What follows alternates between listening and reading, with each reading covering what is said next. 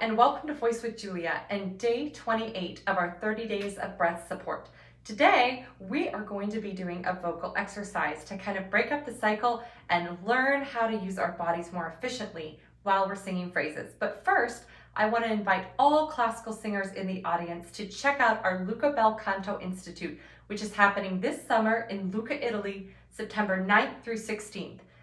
To apply, please check out the link below and make sure you apply early because we do have some scholarships available, but they are first come, first serve. Voice with Julia, change your voice, change your life. Now, without further ado, we've been talking a lot about optimizing our releases, talking about high notes and how maintaining our ribs out in the phrase. And today, I want to break up the cycle of talking and do a little bit of a vocal exercise so we can practice our releases and also practice what happens in our bodies when we start getting to the end of the phrase and the ribs want to collapse, and how to counteract this, okay? So first of all, before we do this vocal exercise, I want to talk about the sound quality that has to happen on this vocal exercise. I don't care if you're singing in the male octaves or the female octaves, you need to make sure that the voice has a sufficient amount of head voice to this for it to work on our breath support. When you are singing only with pure chest sound, okay, and that means something like this, okay, that's going to keep the cords like very strongly together so they get a little bit stiff. We want to do something more like, so that it keep that like kind of yawny, ghosty quality, all right? And for women up in the upper octave, this sound, okay, not that sound that's squeezed from here.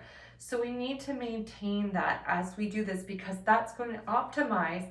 If the valve is too tight, we don't have the same work here. We need to make sure this valve is the thin edges of the cord, right? And that's not to get breath escaping. That is just so that we don't overpressurize the phonation. And this is something that a lot of people don't understand. I'll talk about it maybe at a different time, but you really want to make sure in this exercise that you are not using pressed phonation at all. So if you have that tendency, you need to go more to head voice and go to slightly breathier coordination, okay? So the exercise goes like this. We're gonna breathe in, right? You can breathe in through your nose, but open your jaw to get that release. And we're gonna go.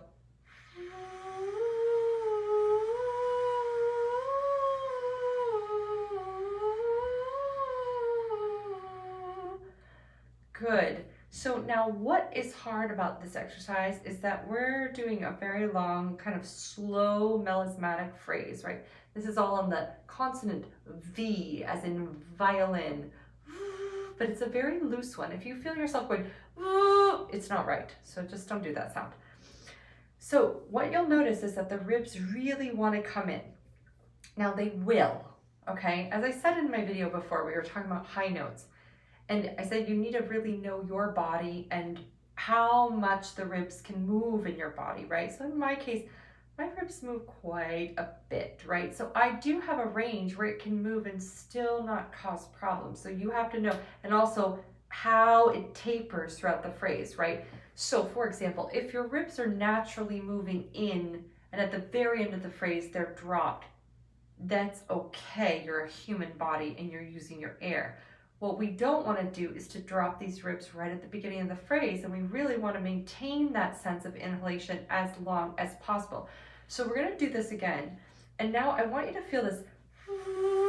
Whenever we go to the upper interval, you're going to release out a controlled release, right? Like this, not a full release. So we're going to go in, out, in, out, in, out, in, because we're going down, right?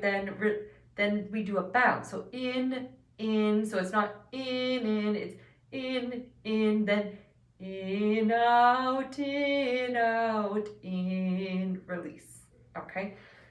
This is a little bit complicated, but let's go with me here, all right?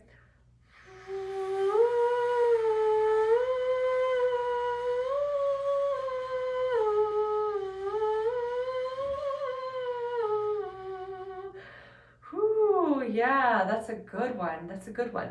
So let's try that again. Okay, and I felt as I was approaching the top that I needed a little bit more, right? I needed something. Okay, so now this is a good time to play with what needs to happen down here and not here, right? So let's try it again.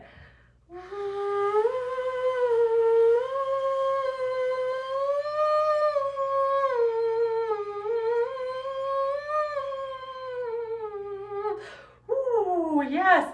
And you see it, that last one, and I released, right? Yeah, exactly, exactly. So this is, the slower you can make this exercise, the better. If you don't do this fast, right? This is all about training that body system to stay out as much as possible, okay? And you're really doing the work here. So let's try that one more time.